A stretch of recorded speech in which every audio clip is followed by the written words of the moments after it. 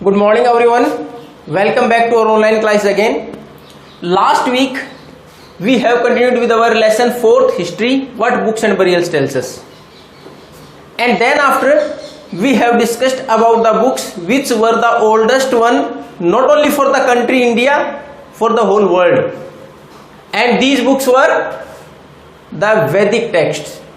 And the oldest one, Rigved, composed nearly about 3500 year ago, लगभग 3500 साल पुराना. But the printing form what we get today is nearly about 200 years ago only. लेकिन जो हमें आज printed book मिलती है इसकी लगभग 200 साल पहले की है, जबकि इसको कंपोज किया गया था, बनाया गया था कब? लगभग 3500 साल पहले. In the beginning the knowledge of Vedas were transformed और ट्रांसलेटेड और given to the students in the oral form only. केवल उस वक्त डिसिपल्स, शिष्य या आज हम स्टूडेंट बोलते हैं, उनको किस प्रकार केवल ओरल फॉर्म में दी जाती थी, केवल बोल के, just to memorise them by reciting once, twice, thrice, 4 times और 5 times whatever it is. कि उनको बार बार रिसाइट करें, दोहराने के लिए बोला जाता. Whatever hymns were there in the Rigveda, Rigveda के अंदर जो दोहे थे उनको बार बार दोहराया जाता और मेमोराइज, उनको याद कराया जाता. इस प्रकार ओरली आगे तक ये जो हमारे पास इंफॉर्मेशन थी वेदों की वो ट्रांसफॉर्म होती थी. अब समय के साथ ये प्रिंटिंग फॉर्म में आई लगभग 200 साल पहले. अब उसमें से हमें किस किस प्रकार की जानकारी मिलती है, तो हमने एक छोटा सा संवाद डायलॉग फॉर्म में देखा था. किसके बीच में? विश्वामित्र और 2 नदियां. और नदियां कौन कौन सी थी? सतलज और व्यास. अब देखो उससे हमें क्या पता चला, जो ऋग्वेद है इसकी रचना कहां की गई होगी? नॉर्थ और नॉर्थ वेस्ट, जो भारत का उत्तरी और उत्तर पश्चिमी हिस्सा है वहां ऋग्वेद लिखा गया. क्यों? क्योंकि दोनों नदियां हैं वो कहां की है? These are the major river of Punjab. Punjab की महत्वपूर्ण नदियां हैं दोनों ही. तो इससे हमें अंदाजा लगा उस एरिया का. उसके बाद उस बुक के अंदर, उस संवाद के अंदर जब हमने देखा किस प्रकार डिस्कशन किया गया regarding the horse. First the reverse were compared with the Swift running horses, की बहुत तेज गति से दौड़ते हुए घोड़ों की तरह दिखाया गया जो पहाड़ से नदियां नीचे उतरती हैं. फिर जब थोड़ा सा नीचे फ्लैट समतल जगह आ जाती है, then the shining of water is compare to the cows, की सफेद गाय की जैसी चमक होती है उससे उसके साथ कंपेयर कर रखा उसके पानी को. तो ये पता चलता है कि उस टाइम पर लोग इन 2 जानवरों से बहुत ज्यादा फेमिलियर थे, या कैटल्स जो भी थे उनके पास उनमें महत्वपूर्ण जानवर थे गाय और घोड़े. ये जो डिटेल्स मिलती है हमें उससे, जो ऋग्वेदिक जो हमारे पास साइंस थे उससे इस प्रकार की जानकारियां मिली, कौन सी जगह लिखी गई, कौन कौन से जानवर वहां महत्वपूर्ण थे. उसके बाद हमने पढ़ा था कि एक कंपैरिजन और दे रखा था कि जैसे ही ग्राउंड लेवल पर आने के बाद when the rivers go to their course up to the next water body और where they are going to merge with the main water bodies, either it's a sea, ocean और lake. जहां भी जाके last में मिलती है तो वहां तक जैसे जा रही है उसको किससे कंपेयर किया गया? चैरियट, रथ. तो इस प्रकार हमने देखा कि उसके साथ घोड़े के साथ एक cart was also added to make a chariot, रथ बनाने के लिए. अब हमारे पास नेक्स्ट टॉपिक है, वो क्या है? Words to describe people. उस टाइम पर लोगों को या लोगों की संबंधित जानकारी देने के लिए किस प्रकार के वर्ड इस्तेमाल करते हैं, किन लोगों को किस प्रकार से पुकारा जाता था, या किस व्यक्ति को कौन सा नाम किस प्रकार दिया गया. अब जैसे आज भी वही व्यवस्था है हमारे यहाँ, जो जितनी भी हमने जाति व्यवस्था है जिसके अंदर माना कि जो कारपेंटर का काम करेगा, यानी लकड़ी से जो भी चीजें बनाने वाला उसको हमने बढ़ाई, उसी के प्रकार जो चमड़े वगैरह जूते बनाता था उसको चमार, उसी प्रकार जो युद्ध के लिए जाते थे उनको हमने क्षत्रिय बोला था. तो काम के अनुसार हमने नाम दिए थे, वही चीजें हमें ऋग्वेद में भी मिलती हैं. ऋग्वेद में भी इस प्रकार की जानकारी मिलती है. On the basis of work, सबसे पहले जो लोगों को डिफाइन किया गया उनके काम के आधार पर, उनकी भाषा के आधार पर, प्लेस जहां से वो बिलोंग करते उसके आधार पर, फैमिली उनके परिवार के आधार पर, कम्युनिटी समुदाय के आधार पर. अब इसमें महत्वपूर्ण जो 2 वर्ड दे रखे हैं किससे रिलेटेड? उनके काम से रिलेटेड, उसके नाम पर किस प्रकार लोगों की पहचान थी. तो पहला है प्रिस्ट, पुजारी. उस वक्त ऋग्वेद में इनके लिए वर्ड क्या इस्तेमाल किया गया? ब्राह्मण.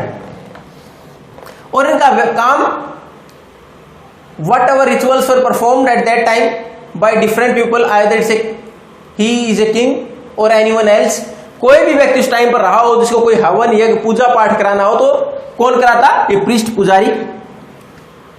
उसके बाद दूसरा वर्ड जो उस टाइम के लिए सिमिलर था या कॉमन वर्ड था वो था राजा।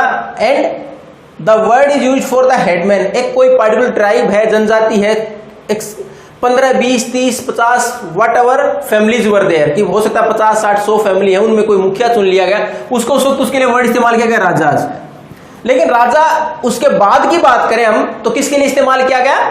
Who is going to rule a particular country और पार्टिकुलर एरिया और स्टेट। किसी पार्टिकुलर डायनेस्टी के लिए लीड करने के लिए, किसी राज्य को लीड करने के लिए, किसी किंगडम को लीड करने के लिए हमने राजा वर्ड इस्तेमाल किया था।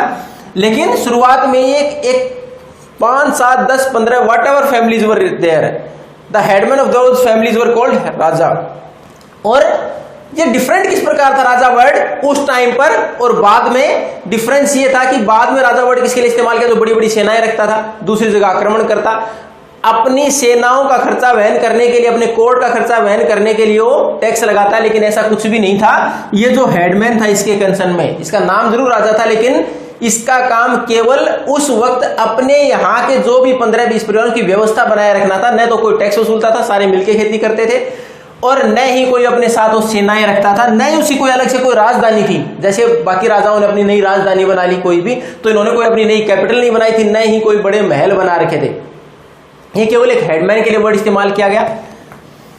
अब उस प्रकार ये तो थे केवल कॉमन किसी पार्टिकुलर व्यक्ति विशेष के लिए कि जो जिम्मेवारी उठाएगा उसके अनुसार नाम दे दिया जाए। यानी अगर पूजा पाठ का काम किया तो पुजारी या ब्राह्मण, अगर कोई हेडमैन मुखिया है जो औरों को गाइड कर रहा है अपनी कम्युनिटी को, उसके लिए राजा वर्ड इस्तेमाल कर दिया गया। अब पूरे समुदाय के लिए अगर वर्ड इस्तेमाल किया जाए तो ऋग्वेद में जो वर्णन आता है हमारे पास, उसमें 2 वर्ड हैं, जन और विश।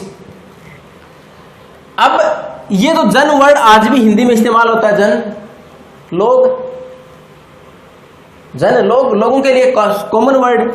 और दूसरा जो विश वर्ड इस्तेमाल किया गया, it was used eight that time for several villages, कि बहुत सारे लोग एक साथ, कई एक पूरा इलाका हो, whatever area is covered there, कि जो भी एरिया कवर किया जाए इसमें 15, 20, 30 गांव हो सकते हैं, तो उसके अनुसार एक कॉमन वर्ड इस्तेमाल किया गया, वो किया गया विश। यानी सामान्य लोग एक जगह के लिए जो लोग रहते थे वहां के लिए वर्ड इस्तेमाल किया गया जन। और पूरा एरिया अगर एक पॉलिटिकल बाउंड्री के तहत अगर बात करें, उसमें अगर बहुत सारे गांव को कवर करके वर्ड इस्तेमाल किया गया तो उसके लिए विश, और इस विश के तो नाम भी दे दिए गए। यानी एक लंबे चौड़े एरिया के अंदर जो भी लोग रहते हैं उनके लिए एक पार्टिकुलर वर्ड दे दिया गया। जैसे इसमें देर का पुरुजन, यानी एक पूरा एरिया जिसके लिए पूर्व वर्ड दे दिया गया। उसके बाद भारत जन, जिस प्रकार हमारे लिए वर्ड इस्तेमाल किया गया भारत के लोग, यानी एक पार्टिकुलर एरिया, लैंड बाउंड्री और पॉलिटिकल बाउंड्री जहां सीमाएं निर्धारित कर जाए इतने एरिया के लोगों को भारत जन। उसके बाद यदुजन, जो यदुवंश था हमारे पास, उसके लिए वर्ड इस्तेमाल कर दिया गया। अब उसके पास हमारे पास जो और वर्ड आते हैं उसमें देखा गया कि जितने भी ऋग्वेद के अंदर जो हाइम्स, दोहे वगैरह कंपोज किए गए, जो कंपोज करने वाले लोग थे वो अपने आप को क्या बोलते थे? Aryas. Who were going to compose the hymns at that time were called Arya's.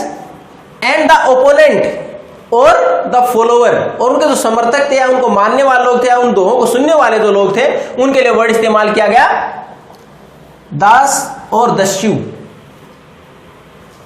यानी जो दोहे उसके अंदर लिखे गए, इन दोहे को कंपोज करने वाले तो कहलाए आर्याज, और उनको फॉलोअर जो थे, उनको मानने वाले जो लोग थे, उनको बोला गया दास और दस्यु।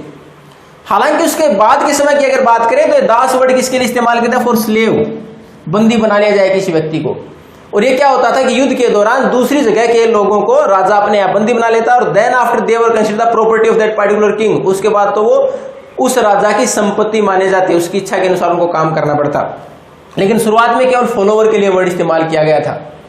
तो ये थे हमारे यहाँ कि किस प्रकार वर्ड अलग अलग इस्तेमाल किए जाते थे लोगों को डिस्क्राइब करने के लिए ऋग्वेद में। For more details, we are going to continue in the next class. Till that time, if you have any doubt, then you can ask by leaving a message or by making a call to me. Thank you and have a nice day.